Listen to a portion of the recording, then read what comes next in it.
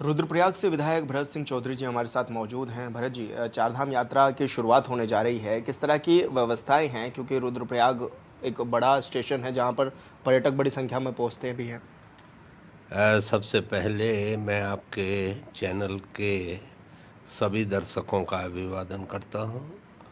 और जहां तक चारधाम यात्रा का प्रश्न है, पिछली यात्राओं से बहुत कुछ सीखने को सरकार को मिला है।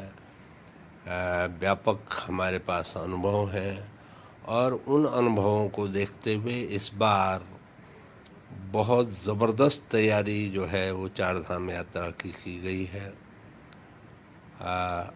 यात्रियों की संख्या में लगातार इजाफा हो रहा है और अभी जबकि 2027 में हम उम्मीद कर रहे हैं कि ऋषिकेश कर्णप्रयाग रेलवे लाइन बन करके तैयार हो जाएगी, तो एक एक्सपोनेंशियल ग्रोथ जो है वो नंबर ऑफ पिलग्रिम्स में आएगा। बड़ी तादाद में लोग वहाँ पर आएंगे। अभी चारधाम परियोजना भी अपने अंतिम चरण में है और हम ये एक्सपेक्ट कर रहे हैं कि इस बार बरसात में भी बहुत ज़्यादा बाधित नहीं होगी यात्रा। और अगर कोई आपदा नहीं आती है तो लगभग सभी इंतजामात कर लिए गए हैं यात्रा के दृष्टिगत। जो केदारनाथ और सोनप्रयाग के बीच का पैदल ट्रैक है उस पर घोड़े खच्चरों के लिए गर्म पानी की व्यवस्था की गई है। उनके आराम करने के लिए शेड बनाए गए हैं। हेली की जो सेवाएं हैं उनकी जो बुकिंग है उसको पारदर्शी बनाने का पूरा प्रयास किया जा रहा है। 30% जो टिकट हैं वो काउंटर पर ही दिए जाएंगे और उसमें जो है स्थानीय जो तीर्थयात्री है उसको प्राथमिकता दी जाएगी। घोड़े खच्चरों के स्वास्थ्य की सघन जांच हो रही है। आपकी जानकारी में आया होगा कि अभी कुछ इन्फेक्टेड घोड़े मिले थे तो उनको रोक लिया गया है और जब तक वो बिल्कुल ठीक नहीं हो जाते हैं तब तक उनको एंट्री वहाँ पर नहीं मिलेगी। और कुछ स्वयंसेवी संस्थाओं और हमारे स्वास्थ्य विभाग ने भी पूरी तैयारी कर ली है कि किसी भी यात्री को किसी तरह की स्वास्थ्य संबंधी कोई दिक्कत वहाँ पर होने न पाए। तो मैं समझता हूँ कि धीरे धीरे जिस अनुपात में यात्रियों की संख्या बढ़ती जा रही है उसी अनुपात में यात्रा व्यवस्थाओं में भी सुधार होता जा रहा है। और अभी जो बहुत बड़ी एक महत्वाकांक्षी परियोजना थी भारत सरकार की और ख़ास तौर पे प्रधानमंत्री नरेंद्र मोदी जी की, जो रोपवे के निर्माण को लेकर के थी, उसको केंद्र सरकार की मंजूरी मिल गई है और बहुत जल्दी उस पर काम होगा। और हम उम्मीद करते हैं कि वॉर फुटिंग पे इसको तैयार किया जाएगा और आने वाले 2-3 सालों में तीर्थयात्रियों को उसका भी लाभ मिलेगा। अच्छा भाई साहब, क्योंकि पंडा पुरोहित की ये मांग है कि संख्या जो है वो सीमित ना की जाए, इससे क्योंकि जो होटल व्यवसायी हैं उनको भी एक अच्छा रोजगार मिलेगा। क्योंकि अगर सीमित कर दी जाएगी तो उनको रोजगार उस लेवल पर नहीं मिल पाएगा जिस लेवल पर उनको मिलना चाहिए। देखिए, सीमित करने का ऐसा कोई प्रस्ताव नहीं है, लेकिन एक उसको यात्रा को रेगुलेट करने का मैंने एक सुझाव दिया था कि यात्रा को इस तरह से रेगुलेट किया जाए कि जितने भी हमारे यात्रा पड़ाव हैं उनके जो कैरिंग कैपेसिटी है उसका आकलन करके उतने ही यात्री जो हैं उस पार्टिकुलर स्थान पे रोके जाएं ताकि किसी एक स्थान पर अनावश्यक रूप से उसका दबाव न पड़े, उसकी संख्या का दबाव न पड़े।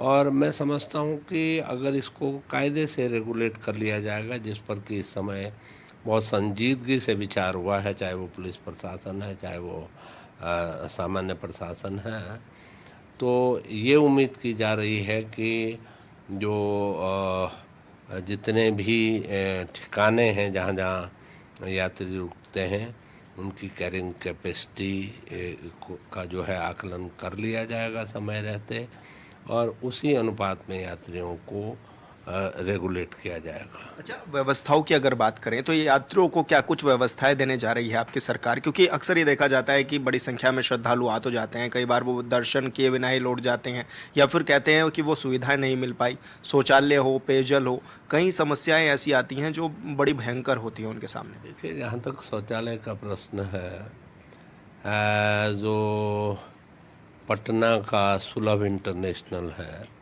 सुलभ इंटरनेशनल को करोड़ों की लागत से इसका काम दिया गया है और बहुत बड़ी तादाद में यात्रा रूट पे शौचालयों का निर्माण कर लिया गया है। पेयजल की ये व्यवस्था की गई है कि किसी भी यात्री को पेयजल के लिए किसी तरह की कोई परेशानी न हो, और मार्केट पे भी निगरानी रखी जा रही है कि ताकि किसी यात्री से अनावश्यक रूप से किसी जो कमोडिटीज़ हैं उनका नाजायज़ तरीके से उनका पैसा न लिया जाए।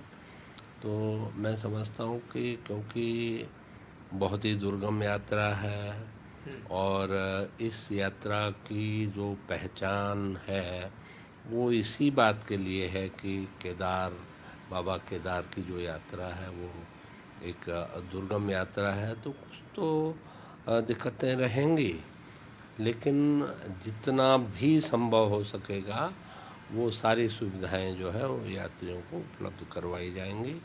और कई इस समय आपने देखा होगा कि बहुत सारे हमारे पार्क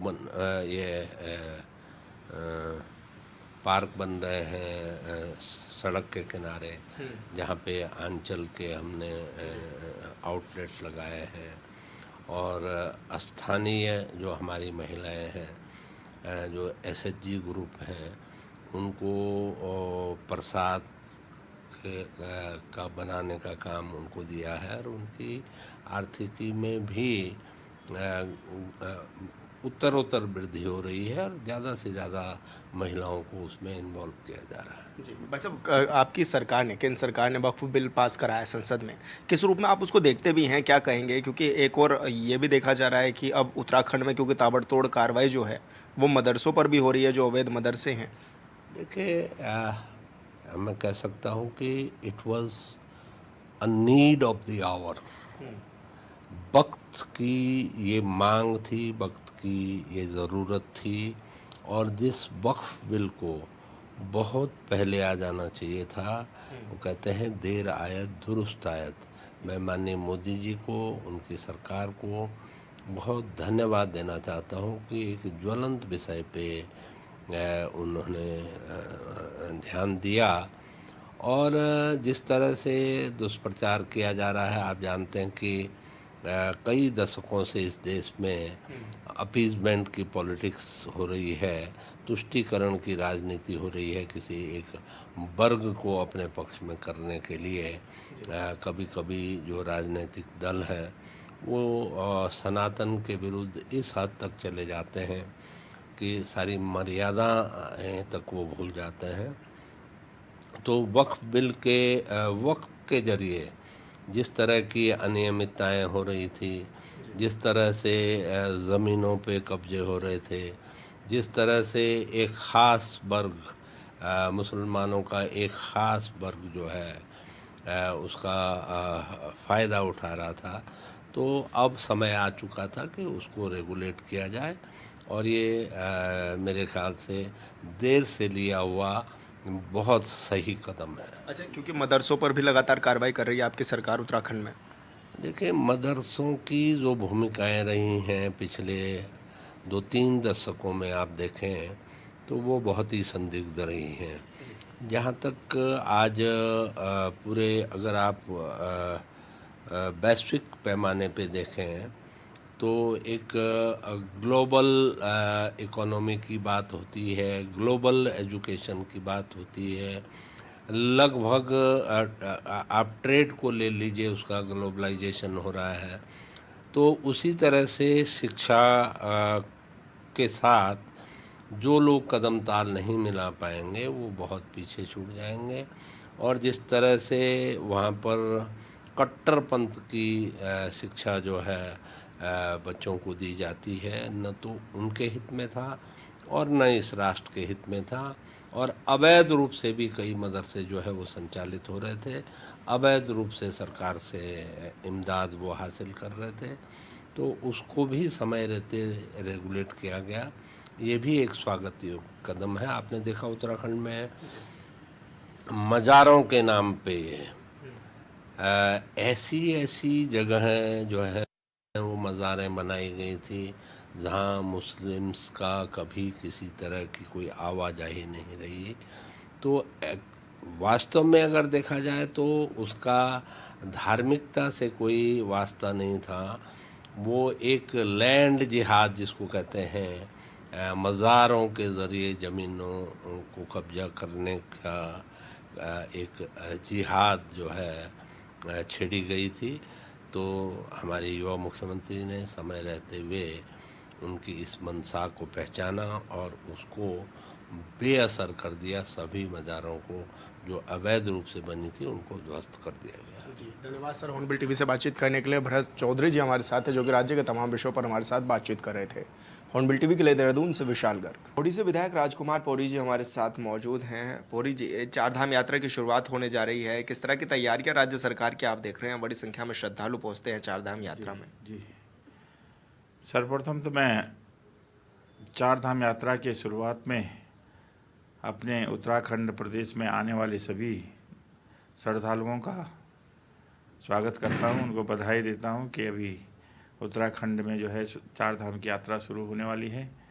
और मैं समझता हूं कि पिछले सालों की भांति इस समय बहुत अच्छी व्यवस्थाएं यहां पर सरकार के द्वारा की गई हैं और निश्चित रूप से श्रद्धालुओं को किसी तरह का यहाँ पर परेशानी का सामना नहीं करना पड़ेगा।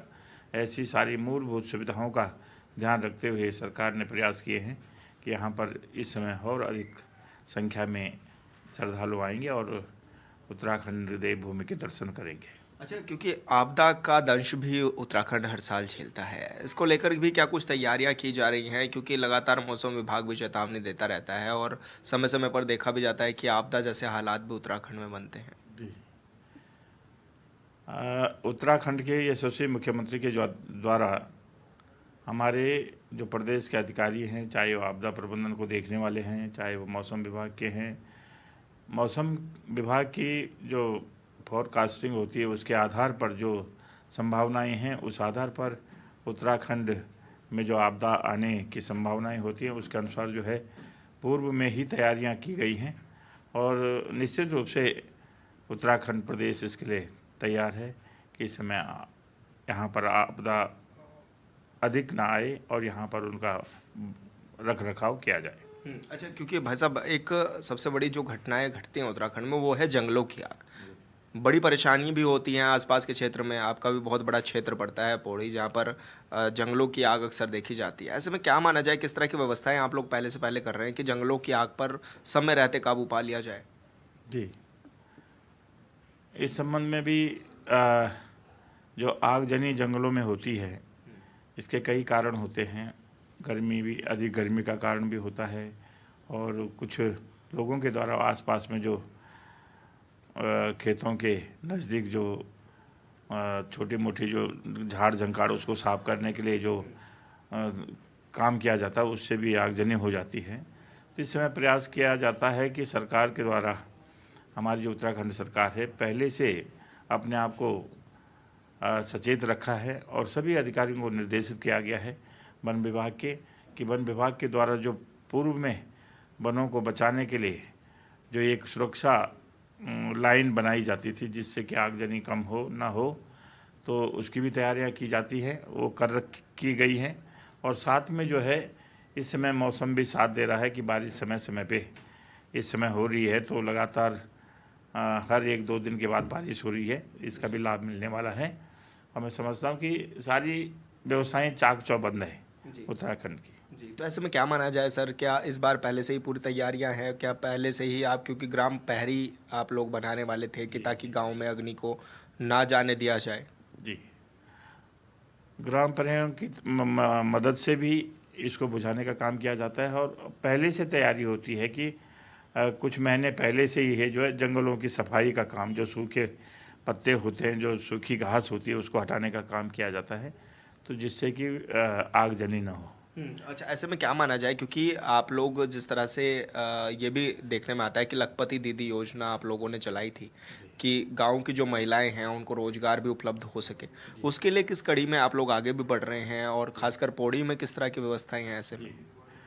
ये बहुत सुंदर आपने पूछा है कि महिलाओं को सशक्तिकरण की बात इसमें आती है और वास्तव में आदरणीय मोदी जी का जो सपना है कि हम प्रत्येक बहन को जो है लखपति दीदी बनाएं समूह के माध्यम से, तो आदरणीय हमारे मुख्यमंत्री के माध्यम से भी उनके ये प्रयास हैं कि हमारे गांव-गांव में जो है महिलाएं छोटे छोटे जो स्वरोजगार है उसको उनसे जो है अपनी आय को अर्जित करें और धीरे धीरे वो लखपति दीदियाँ बन रही हैं।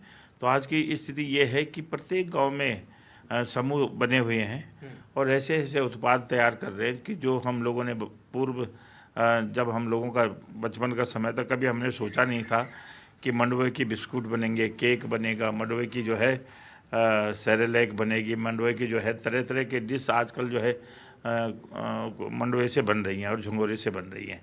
तो ये सारे बिस्कुट हुआ, केक हुआ, आजकल मोमो भी मंडुवे के तैयार कर रहे हैं महिलाएं, और दुनिया भर के अचार, जो चीज़ें हम फेंक देते थे गांव में जिसका यूज नहीं होता था, आज उस चीज़ का अचार बनाकर हम उसको संरक्षित कर रहे हैं और उससे महिलाओं को इनकम जनरेट हो रही है और उससे जो है आज बहुत सारी महिलाएं हमारी लखपति दीदी बनी हैं।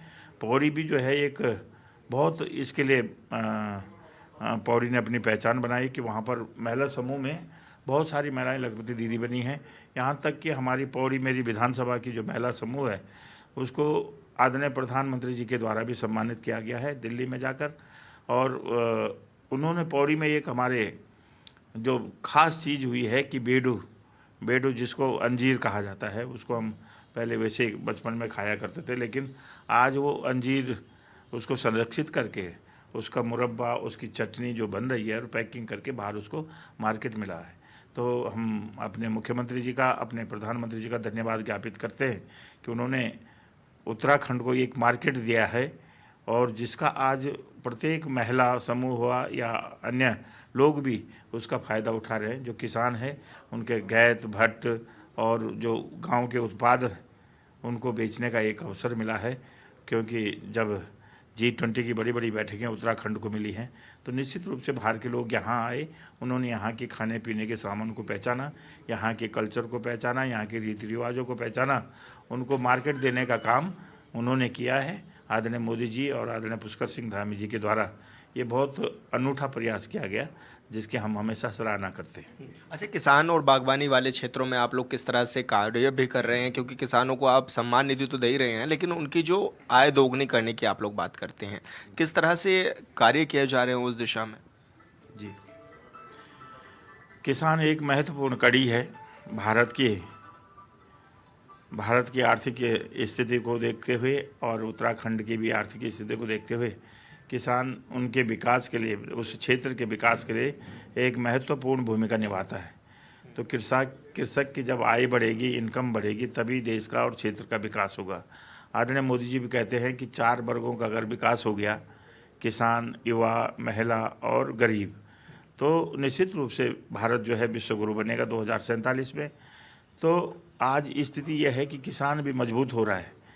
भले जो हमारी पौराणिक फसलें थी उन पे काम न करते हुए उत्तराखंड में छोटी छोटी जोतें होती हैं जहाँ चकबंदी की व्यवस्था नहीं है, जहाँ खेती अलग थलग पड़ी होती है, उसको एक साथ नहीं कर पाता आदमी, लेकिन आज सरकार का प्रयास है कि वहाँ पर उसको संरक्षित करके और लोगों से ज़मीन एक साथ एक व्यक्ति को देकर और उसको जो है उस पर एप्पल मिशन, फ्रूट की मतलब हॉर्टिकल्चर की तरफ खेती को ले जाने का प्रयास किया जा रहा है, जिसकी वजह से आज उत्तराखंड प्रदेश में कोई कीवी का उत्पादन बहुत अच्छा कर रहा है, कोई मशरूम का उत्पादन बहुत अच्छा कर रहा है, कोई जो है एप्पल मिशन के द्वारा अपनी इनकम जनरेट कर रहा है।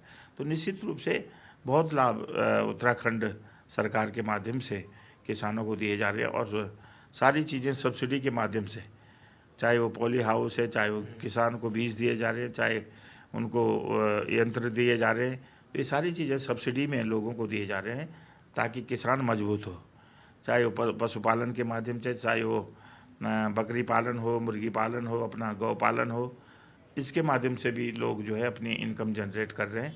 निश्चित रूप से लाभ होने वाला लोगों को। अच्छा, मदरसों पर आप लोग ताबड़तोड़ कार्रवाई करते हुए नजर आ रहे हैं, अवैध मदरसों को आप लोग टारगेट भी कर रहे हैं, किस तरह से आप इसको देखते भी हैं? क्या कहेंगे, सरकार का जो ये लक्ष्य है किस तरह से है? मैं समझता हूँ कि आदरणीय मुख्यमंत्री जी जो कदम ले रहे हैं वास्तव में ऐतिहासिक कदम है।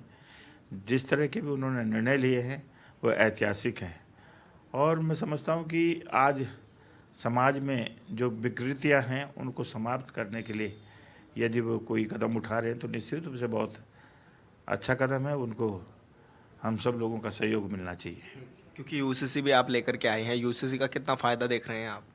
जी, यूसीसी बहुत एक अनूठी पहल है, और उत्तराखंड प्रदेश, हमारा मुख्यमंत्री, हमारे उत्तराखंड के यशस्वी मुख्यमंत्री, हमारे आदरणीय प्रधानमंत्री जी, हमारे उत्तराखंड प्रदेश के पूरी कैबिनेट, जिन लोगों ने मिलकर यूसीसी बिल को तैयार किया है, वो सारी ड्राफ्ट कमेटी बहुत बधाई की पात्र है कि उन्होंने इस तरह का एक अनूठा जो एक विधेयक बनाया है, नियम बनाया है, जिसके माध्यम से हम अपने नौनिहालों को सुरक्षित कर सकते हैं, अपने बच्चों को, अपने परिवार को सुरक्षित कर सकते हैं, बचा सकते हैं कि जो आज समाज में स्थितियां हैं, विकृतियां हैं, उनसे बचा सकते हैं।